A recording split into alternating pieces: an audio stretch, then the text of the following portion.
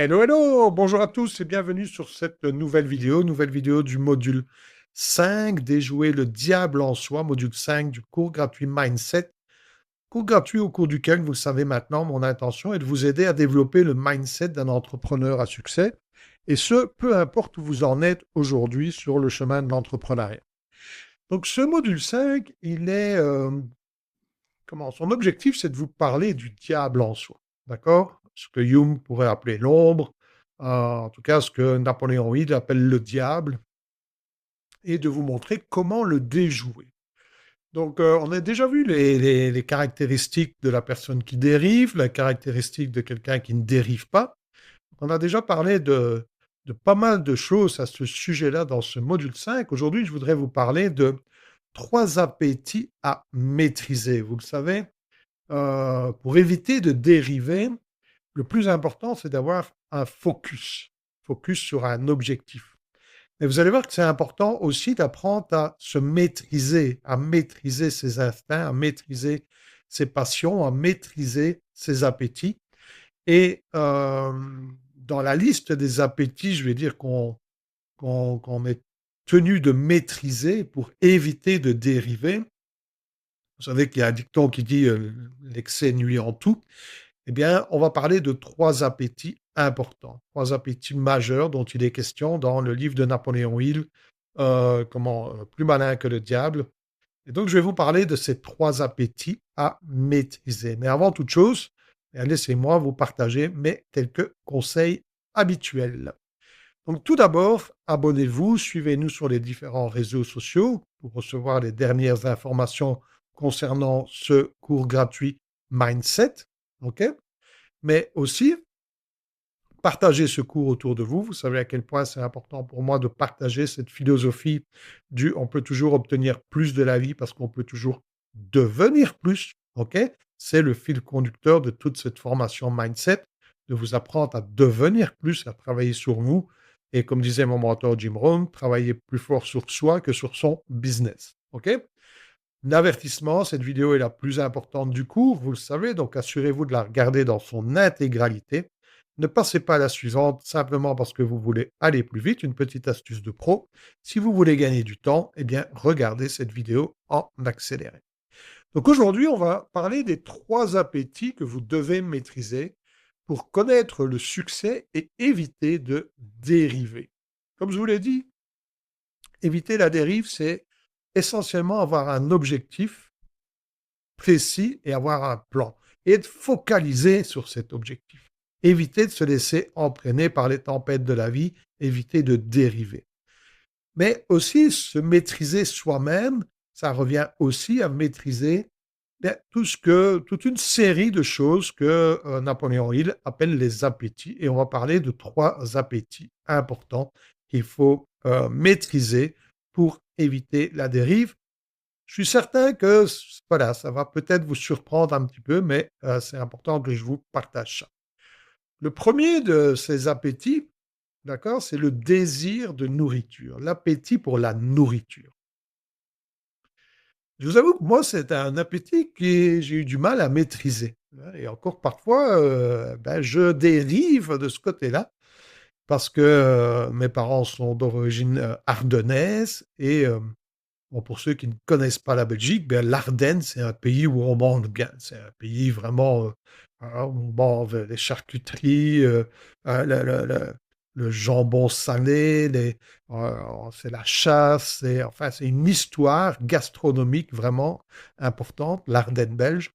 Et donc, moi, mes parents sont ardennais et mon papa avait vraiment l'habitude de toujours cuisiner et des plats en sauce. Et donc, on donnait beaucoup d'importance à l'alimentation. Et en réalité, manger, il y a un dicton qui le dit d'ailleurs, il faut, manger pour vivre et pas vivre pour manger. Donc c'est important, d'apprendre à ne pas aimer la nourriture. Alors je sais que vous allez réagir, OK? Mais en réalité, c'est important d'apprendre à ne pas aimer la nourriture. La nourriture, elle doit vous apporter l'énergie vitale. L'énergie vitale qui va vous permettre d'exceller, qui va vous permettre d'atteindre les objectifs que vous vous fixez, qui va vous permettre d'avoir l'énergie, la vitalité tout au long de la journée. Et l'excès de nourriture, eh bien, elle nuit. OK? Alors, le manque de nourriture nuit aussi, mais l'excès de nourriture nuit. Et malgré tout, nous vivons dans une société aujourd'hui, une société de l'excès. On mange trop de viande, on mange trop en quantité, on mange trop gras, on mange trop de sucre, on mange trop de produits laitiers, on mange trop par rapport à nos besoins physiologiques. Et tout ça, ça encrasse les tissus. En médecine naturelle, on parle de biogonie. La biogonie, c'est la lutte pour la vie. Chaque fois que vous faites une maladie aiguë, c'est une biogonie. Et le but de la biogonie, donc ce que les médecins appellent la maladie aiguë, qui se manifeste souvent par une inflammation, eh bien, le but de cette inflammation, c'est d'éliminer vos déchets, c'est d'éliminer votre toxine. Alors, en fonction de votre tempérament, certains vont éliminer ces toxines par la peau, par le système respiratoire, par le système neurologique, par le système cardiovasculaire ou par le système ostéo-articulaire. D'accord? C'est ce qu'on appelle les organes émonctoires. Mais une des sources principales de toxémie, c'est-à-dire d'accumulation de déchets dans le corps, c'est l'alimentation. C'est le fait de manger trop. Et le fait de manger trop, ça encrasse vos tissus, ça encrasse votre système digestif, ça fait pénétrer dans le système digestif des toxines qui vont pénétrer dans le sang et qui vont finir par vous irriter et par créer un terrain inflammatoire. Ça encrasse le système circulatoire, d'accord, avec les problèmes d'artériosclérose, avec les problèmes de thrombose, avec les problèmes de cholestérol, tous les problèmes métaboliques. Et ça encrasse au niveau des articulations avec les problèmes d'acide urique, d'acide, comment, graphique qui est lié au sucre oxalique, ben, qui crée tous des processus inflammatoires, mais surtout, ça crée une fatigue pas possible. Vous savez qu'un repas normal, il faut pas loin de 10-12 heures pour le digérer. OK? Et on est habitué aujourd'hui à avoir des assiettes qui sont trop copieuses et des assiettes qui contiennent beaucoup trop d'aliments différents. Et donc, les associations alimentaires sont pas bonnes et la quantité est excessive. Donc, c'est important d'apprendre à se distancier de la nourriture et de ne pas manger parce qu'on aime, d'accord? Mais de manger parce que, eh bien, la nourriture, l'aliment nous apporte l'énergie, la vitalité dont on a besoin. Alors, j'entends bien, vous allez me dire aujourd'hui, pour trouver une alimentation de qualité, c'est vraiment compliqué et c'est vrai, c'est encore un autre problème, d'accord? Mais c'est important de prendre conscience que, voilà, il faut encore une fois manger pour vivre et pas vivre pour manger. Et que, l'excès de nourriture et surtout l'amour de la nourriture, manger parce que c'est bon, d'accord? Et encore une fois, moi je suis d'origine ardennaise, donc qu'est-ce qu'on fait bonne chère? Hein, il y a un dicton chez nous, hein, faire bonne chère. Et d'ailleurs, je me souviens quand on était enfant, mes parents, si on n'achevait pas l'assiette, tout de suite et même quand on était adulte, hein, si on n'achevait pas l'assiette, c'est qu'on n'aimait pas, OK? C'est pas bon, hein, on nous posait la question: «Et alors, ça va pas? Tu pas bon?» «Mais si, c'est bon, mais voilà, je me maîtrise», OK? Et pour vous donner une autre idée, je me souviens quand j'ai développé mon business en marketing de réseau, encore une fois, moi j'ai toujours aimé bien manger, parce que j'ai été éduqué comme ça, d'accord? Et mon sponsor, qui aujourd'hui a atteint le top niveau de la société Herbalife Nutrition, qui est aujourd'hui le PDG de la société, qui s'appelle Stéphane Graziani. Je me souviens quand il donnait des meetings en Belgique, parce que il est américain et qu'il venait souvent en Belgique donner des meetings. On se faisait tous la réflexion qu'il ne mangeait rien. Il picorait, mais je vous assure, il ne mangeait rien. On se demandait comment il faisait pour vivre. Et souvent, on croyait que c'était, parce que voilà, je connaissais pas encore, ces ces ces ces données, ces informations contenues dans ce livre de Napoléon Hill, «Plus malin que le diable». Mais on se faisait souvent la réflexion de se dire: «Mais c'est excessif, quoi, il mange vraiment pas suffisamment». Et c'est, voilà, une fois que j'ai pris connaissance de toutes ces informations que, a posteriori, je me suis rendu compte, oui, si aujourd'hui il a atteint le sommet de la société, c'est pas pour rien. C'est parce qu'il s'est discipliné dans toute une série d'appétits et qu'il a maîtrisé ses instincts, ses désirs Parce que, à la limite, et c'est ça la différence, c'est que il faut manger par instinct. Donc, quand on a faim, mais aujourd'hui, c'est très rare quand vraiment quelqu'un a faim, à part dans des pays sous-développés où il y a la famine. Mais avoir faim aujourd'hui, c'est très rare quand quelqu'un a faim.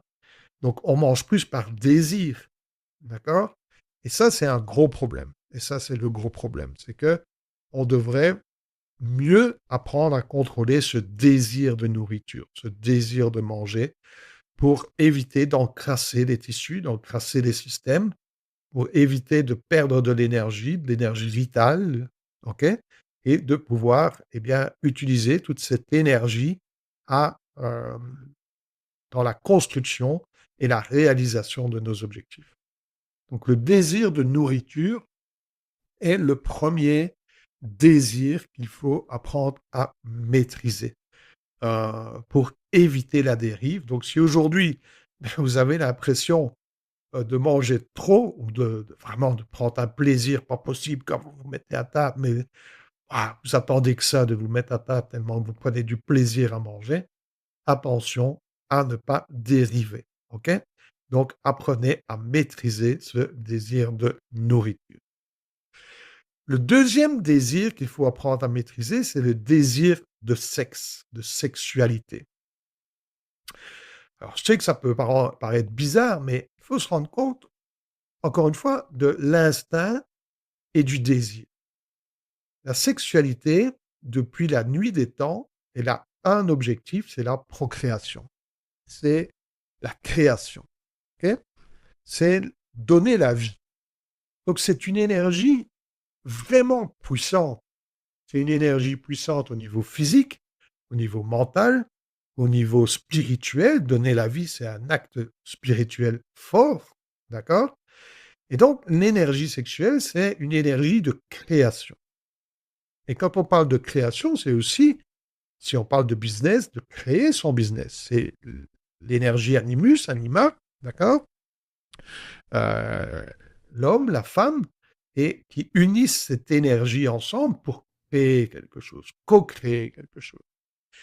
Et aujourd'hui, on le voit, le gros problème, surtout quand on réussit de façon égotique, c'est-à-dire que c'est plus au niveau de notre ego qu'on réussit, eh bien, on a tendance à gaspiller cette énergie sexuelle.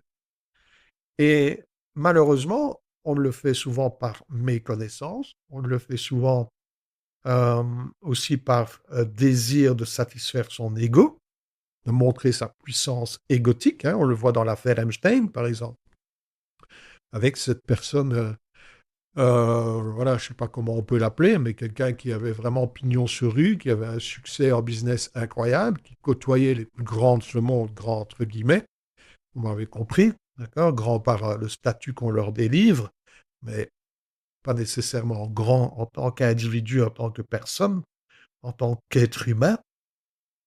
Mais ça, c'est une autre histoire, c'est une autre conversation. Et donc, on profite de cette grandeur, entre guillemets, pseudo-grandeur, de cette notoriété, de ce succès égotique pour prendre le pouvoir par la sexualité. Et ça détruit, on l'a vu encore une fois avec l'affaire Epstein, mais on le voit dans d'autres, hein, on le voit au niveau du monde du cinéma, du monde de la chanson, où, bon, c'est certain que, je vais dire, moi, peut-être de ma génération, mais aujourd'hui, on voit des choses qui sont un peu aberrantes au niveau de l'excès sexuel. Quand on connaît, encore une fois, la philosophie derrière, quand on connaît surtout comment, la symbolique derrière l'énergie sexuelle, qui est encore une fois la création, donner la vie, OK? Et qui est une énergie hyper puissante qu'on devrait canaliser, qu'on devrait utiliser à bon escient. Et qui aujourd'hui est dilapidée, est utilisée, encore une fois, pour satisfaire son ego, et malheureusement qui est reconnue. C'est-à-dire que énormément de stars, entre guillemets, sont prises dans des cycles dévastateurs, dans la dérive, sont pris par le diable sans même qu'ils s'en rendent compte et on fait leur apologie. On D'eux dans les médias, ils sont portés au nu, on en fait des stars et ils sont pris en comment, comment est-ce que je peux dire ça? Car par rapport à d'autres générations et ainsi de suite, ils sont pris comme des personnes à suivre, d'accord? Je trouve pas mes mots. Donc, c'est le deuxième désir qu'il faut vraiment apprendre à maîtriser, le deuxième appétit qu'il faut apprendre à maîtriser, à ne pas dilapider, parce qu'au fur et à mesure que vous dilapidez votre énergie sexuelle, eh bien, vous pouvez plus l'utiliser pour la création. Vous perdez de votre puissance morale, de votre puissance, spirituelle, de votre puissance mentale, de plus votre puissance physique pour la création et pour atteindre l'objectif que vous vous fixez. Donc, toujours d'après Napoléon Hill et son livre Plus malin que le diable, le deuxième appétit à maîtriser, c'est le désir de sexualité. Ça ne veut pas dire évidemment que l'acte sexuel en lui-même est à proscrire, non.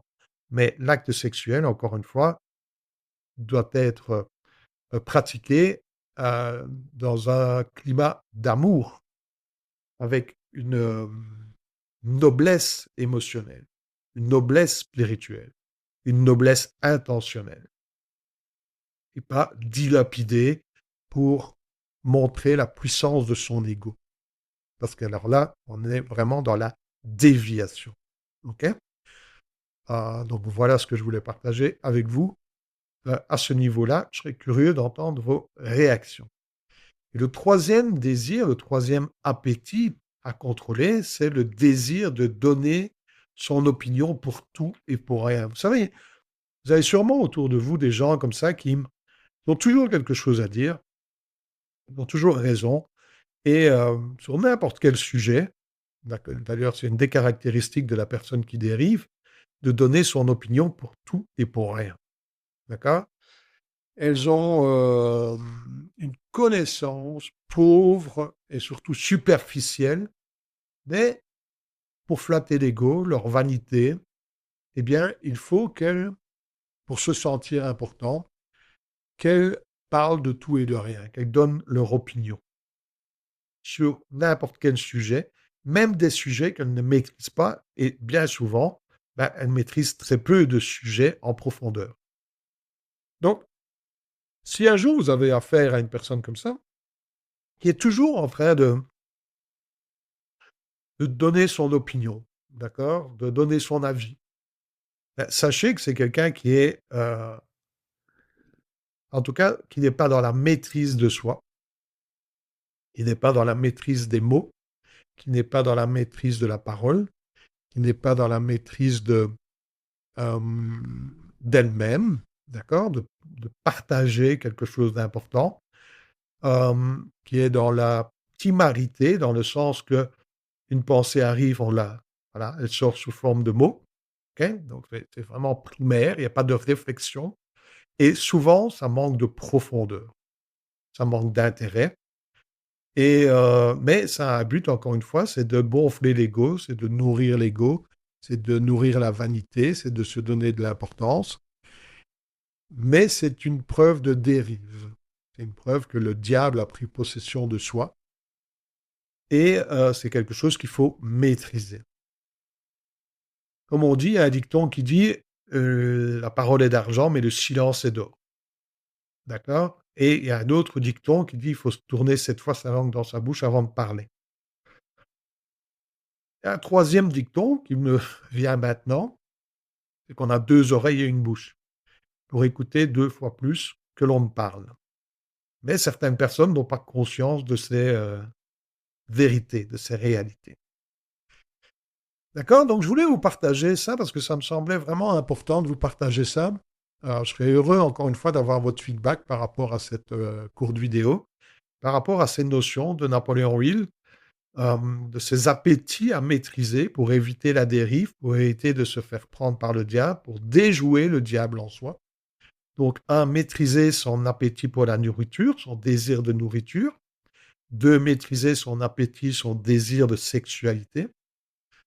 Et 3, maîtriser son désir de parler à tout vent et de donner son opinion pour tout et pour rien. Voilà ce que je voulais partager avec vous aujourd'hui, d'accord? C'est important de maîtriser ces 3 désirs si vous voulez éviter de dériver. Le désir de nourriture, le désir de sexe, le désir de donner votre opinion pour tout et pour rien. OK? Alors, on va voir les exercices des devoirs. Je pense que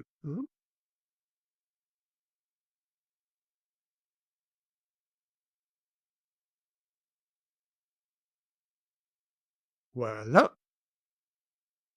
Donc, utilisez ce modèle pour, créer la publication Go to 7 au sein de la Reality Mastery Academy, d'accord? Donc je viens de décidément, je n'ai pas changé de terme, hein, terminer la 8e vidéo du module 5, 3 désirs à maîtriser. OK? Je viens de terminer, oui, ceci, voilà. OK? Et voilà ce que je veux partager avec vous. Donc, qu'avez-vous retenu de cette vidéo? Je serais vraiment curieux d'avoir votre feedback par rapport à cette vidéo. Quel est le désir, peut-être, que vous avez le plus de mal à maîtriser? Moi, je vous l'ai dit, le désir de manger, cet amour pour la nourriture, cet amour pour, voilà, ce qu'on appelle le bien manger en Ardennes, OK? Et quelle a été votre plus grande prise de conscience aujourd'hui? N'hésitez pas, posez une question à la communauté si vous avez une question et surtout soyez présents lors des appels questions-réponses les mardis à 18 h. D'accord? Pour terminer, eh bien, prenez du plaisir, d'accord? Je viens de vous partager peut-être un moyen aussi de voir votre ombre, comme dirait Jung, OK? Votre diable, comme dirait, Napoléon Hill, donc mais prenez du plaisir parce que, heu, cette ombre fait partie de vous, d'accord? Donc partagez cette formation autour de vous et puis surtout, si vous voulez aller plus vite et plus loin, ben, prenez un coaching, d'accord? realitymastery.be/start et non pas coaching offert. Start